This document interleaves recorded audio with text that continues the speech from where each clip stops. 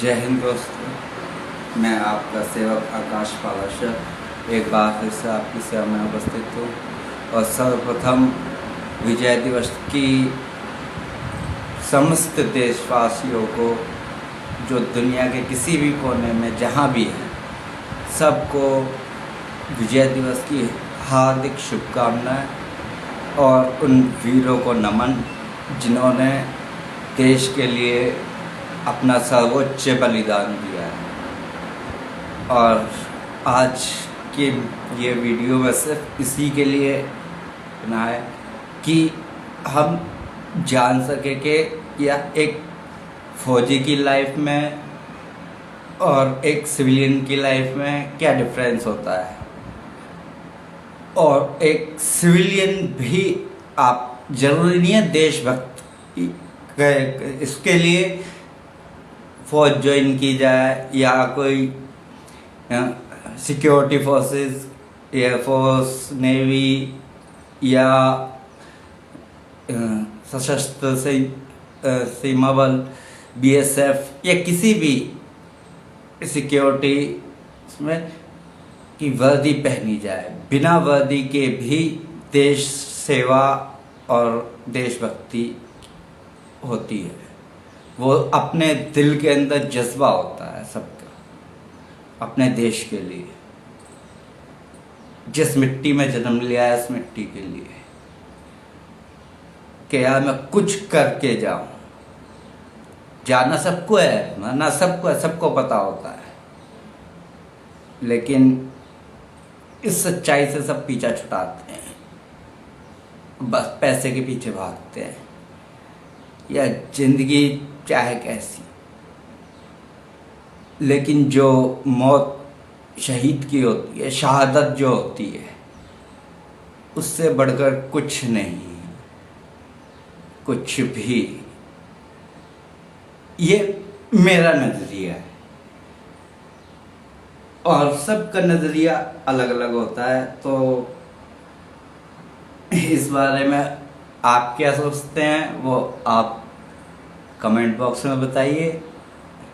और मुझे तो यही पता है कि अगर आपके अंदर देशभक्ति का और कुछ करने का जज्बा है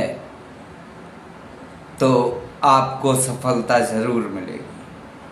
बस प्रयास तब तक करते रहिए जब तक कि आपका जो गोल आपने सेट किया है या जो आपने अपनी लाइफ का एम बनाया है उस वहाँ तक नहीं पहुँच जाते। मैंने भी अपनी लाइफ में कुछ गोल सेट किए हुए हैं और जब तक मैं उनको पूरा नहीं कर लेता मैं चैन से बैठ ही नहीं सकता। और पूरा वही कर सकता है जो अपने उस गोल के लिए जो करना चाहता है,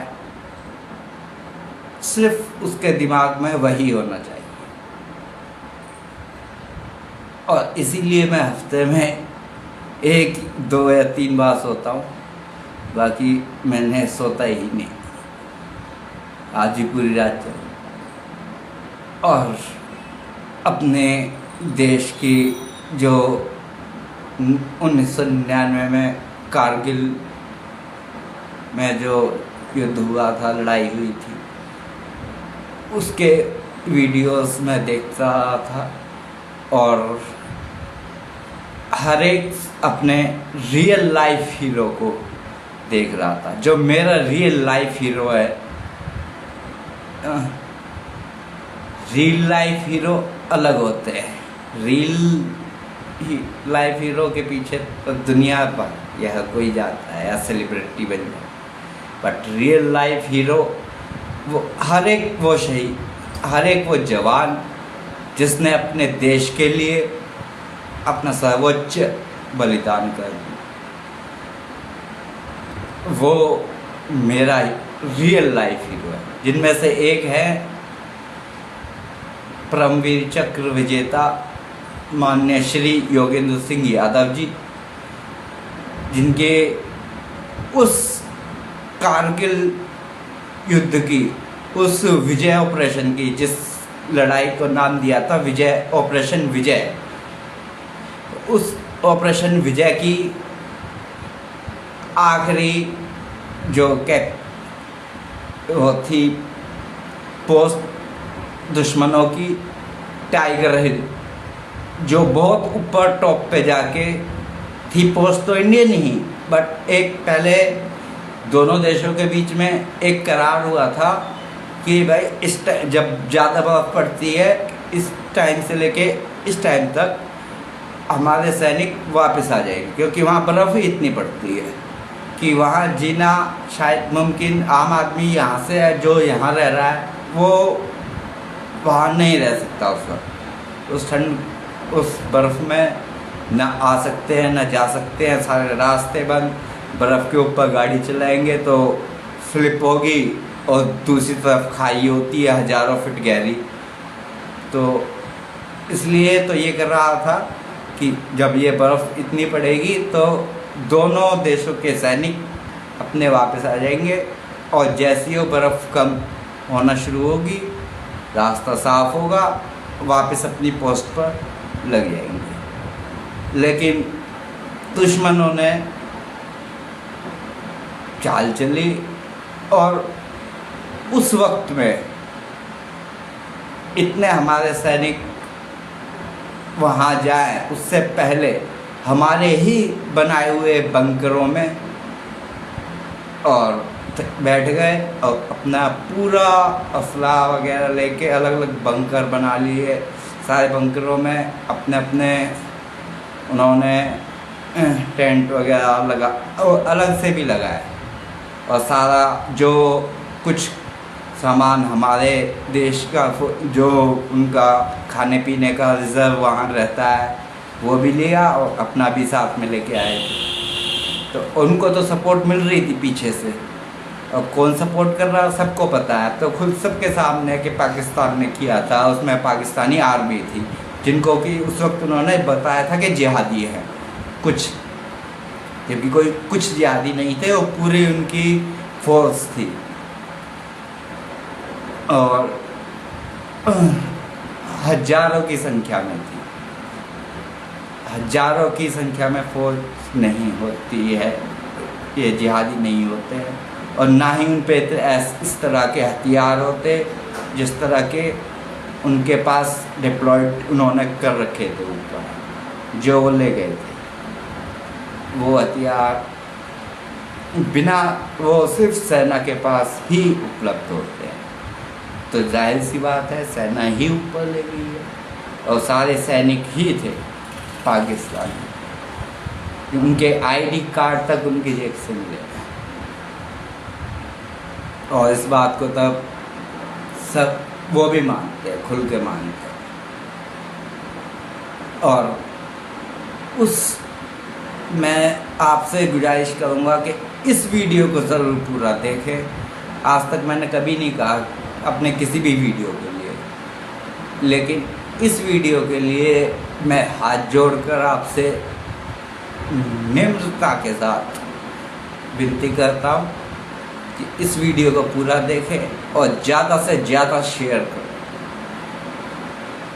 ताकि हर इंसान तक, हर भारतवासी तक तो ये वीडियो ज़रूर पहुँचे, और उस रियल लाइफ हीरो की ज़बानी ही उस रात की हकीकत और उस लड़ाई का जो परिणाम था वो भी, और उससे पहले दिन में जो आर्टिलरी और बोफोर्स से फायर किया हुआ था वो भी। दिन में आर्टिलरी और बोफोर्स से फायर हो रहा है, और हमारे एक रेजिमेंट की कंपनी, हर रेजिमेंट में कंपनी होती है, इसको बोलते हैं घातक, घातक के नाम से। और एक नहीं होते, ज़्यादा भी हो सकते हैं, पर एक तो ज़रूर होती है हर रेजिमेंट में। तो वो घातक प्लाटून अलग होती है, उनकी ट्रेनिंग भी अलग होती है। उसके बाद अगर वो ट्रेनिंग पास कर लेते हैं तो ही उनको घातक प्लाटून में लिया जाता है। तो घातक प्लाटून उस दिन टाइगर हिल को जीतने के लिए निकली, जिसमें से 2 टीमें बनी। एक राइट साइड से जा रही थी, जहाँ सामने से दुश्मन साफ ऊपर से देख रहा था। दूसरी तरफ हजारों फीट गहरी खाई थी सीधी, जहाँ से चढ़ना नामुमकिन हर किसी के लिए। लेकिन उस एक घातक टुकड़ी ने उस नामुमकिन काम को मुमकिन किया। दिन में जहाँ तक वो चढ़ सकते थे वहाँ तक गए, बाकी फिर उन्होंने रात का इंतज़ार किया। बाकी रात में और आगे गए, उनके पास पहुँचे जैसा कि उनका प्लान था, एक सरप्राइज अटैक का। लेकिन उन्हें नहीं पता था कि ऊपर कहाँ कितने लोग हैं, कहाँ उनके वेपन हैं, कहाँ उनके, और कहाँ उन्होंने अलग अलग बंकर बना लिए। हमारे बंकर तो है ही, कब्जा रखे हैं, और भी अलग अलग बना रखे थे अपनी सेफ्टी के लिए कि अगर इधर से आते हैं तो हम इधर से गए। तो रात का समय था। जैसे ही हमारे घातक प्लाटून की फर्स्ट पार्टी पर पहुंची, जिसमें योगेंद्र सिंह यादव जी शामिल थे, और ये एक मात्र अकेले सिपाही थे उस लड़ाई में जो वहाँ से जीवित वापस आए, मौत को मात देकर। और उस समय की जो उस वक्त उन्होंने फील किया, जो महसूस किया, जो भावनाएं थी, उन्हें बताने के लिए शब्द, एक हमारे रियल लाइफ हीरो, जो रियल में लाइफ के हीरो होते हैं, इस सदी के महानायक श्री माननीय अमिताभ बच्चन जी खुद कह रहे कि कोई शब्द ही नहीं है उस फीलिंग को बयां करने का, उस भावना को व्यक्त करने का के लिए उनके पास भी शब्द नहीं। और मैं भी उस सिचुएशन से निकला हुआ हूँ, मुझे भी पता है। और एक बार नहीं, 2-2 3-3 बार। और एक बार जब मुझे मार के नाले में डंप कर गए थे, बिल्कुल ये समझ के कि बिल्कुल मर चुका। और सेम एक्सपीरियंस जो उन्होंने बताया बिल्कुल वैसा ही मेरे साथ था। बस फ़र्क इतना था कि उन्होंने बताया कि उनकी टांग से टांग टकराई तो उन्हें महसूस हुआ, मुझे कुछ फील नहीं हो रहा था, सिर्फ आवाज़ आ रही थी, दिखाई कुछ नहीं दे रहा था। तो मैं उससे कनेक्ट करता हूँ बिल्कुल। तो फर्क यही मेरा एम है कि मरना तो सबको ही है, पर जो शहादत होती है अपने देश के लिए, अपने कर्तव्य को निभाते हुए, वो हर किसी को नसीब नहीं होती। उन्हें आज भी याद किया जाता है। और उस लड़ाई में सिविलियंस का भी योगदान था, जिनके बारे में कभी कोई मीडिया ने कोई चर्चा नहीं की, ना ही किसी ने कभी उनके बारे में ना उनका नाम लिया, ना कभी सोचा। और माननीय योगेंद्र सिंह यादव जी के मुंह से खुद सुन लीजिए आप कि सिविलियंस का उस लड़ाई में कितना योगदान था और क्या क्या किया उन्होंने किया था। तो ये ज़रूरी नहीं है कि देश सेवा करने के लिए वर्दी पहनना या खादी पहनना नेता बनना जरूरी नहीं। और नेतागिरी में तो, पॉलिटिक्स में तो देशभक्त छोड़ो, ये आप कोई सच्चा ईमानदार हो ही नहीं सकता, तो उसके लिए कोई स्कोप है ही नहीं। फर्स्ट ऑफ ऑल तो वो इलेक्शन में ही नहीं जाएगा, और सेकंड अगर इलेक्शन में खड़ा भी होता है तो कभी जीत नहीं सकता। तो ये काम तो दूसरे लेवल के लोगों का है, जो झूठ बोलने में और लोगों को बहलाने फुसलाने में माहिर होते हैं, और वो सबके सामने आ चुका है। कोई भी पॉलिटिशियन अलग नहीं, सब एक जैसे है, तो हम में से ही निकले हुए, तो सब जानते हैं। और इसमें आपको रियल उस दिन की पूरी वीडियो आर्टिलरी से और बोफोर्स टैंक से टाइगर हिल पे फायर करते हुए दिन की पूरी वीडियो है with original sound, original video. और उसके बाद वो 1999 का समय था, लड़ाई वाले थे। उस आखिरी दिन जब टाइगर हिल पर कब्जा किया था, सुबह तिरंगा लहराया था दूसरी टीम ने आके, और वो भी ख़त्म हो जाते अगर योगेंद्र सिंह यादव जी नीचे आके उन्हें नहीं इन्फॉर्म करते कि भाई ऊपर ये सब है और इस तरह से उनका प्लान है अटैक करने का, जिससे उस दूसरी पार्टी ने अपनी सुरक्षा करी, अपना प्लान बदला, उल्टा उनके ऊपर अटैक किया और टाइगर हिल पर तिरंगा लहराया। और उन वीरों को या शब्द ही नहीं है उन्हें नमन करने के लिए, मेरे पास तो है।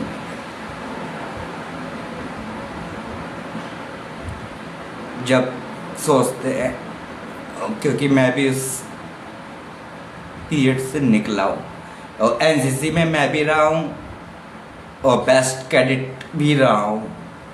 बेस्ट कैडेट का मेडल मैंने जीता हुआ, लगातार 3 साल 15 अगस्त की परेड में भी मैंने हिस्सा लिया है और फायरिंग कंपटीशन में, ग्रुप फायर में फर्स्ट प्राइज भी मैंने जीता।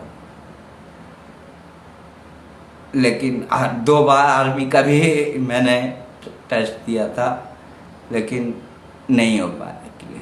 वो सब है ना, जो वो चाहता है वही होता है, हमारे चाहने से कुछ नहीं होता। तो बस मैं आपसे सिर्फ इतनी गुजारिश करता हूँ कि इस वीडियो को ज़रूर पूरा देखें और ज़्यादा से ज़्यादा शेयर करें और अपने अंदर उस जज्बे को पैदा करें और उनकी जगह पर अपने आप को रख के सोचें कि अगर वो उसकी जगह मैं होता तो क्या होता, क्या करता और क्या करना चाहिए था। और अब आप सबसे पहले सुनिए उस रात की, उस जीत की पूरी कहानी योगेंद्र सिंह यादव जी की ज़ुबानी। और उसके बाद आज जो वहाँ फ्रंट मेमोरियल बनाया हुआ है, कारगिल फ्रंट मेमोरियल, जहाँ से आर्टिलरी और बोफोर्स फायर कर रहे थे 99 में, वहाँ आज कारगिल फ्रंट मेमोरियल बनाया हुआ है उन शहीदों की याद में। और मैं तो गया हूँ, एक बार यही चाहता हूँ कि आप सब एक बार वहाँ जाएं और देखें उस जगह को और फिर सोचें कि यार हमारे देश के सिपाहियों ने कितना अदम्य साहस दिखाया होगा और किस तरह वो ऊपर पहुँचे और दुश्मन को मार के वापस तिरंगा अपना शान के साथ लहराया।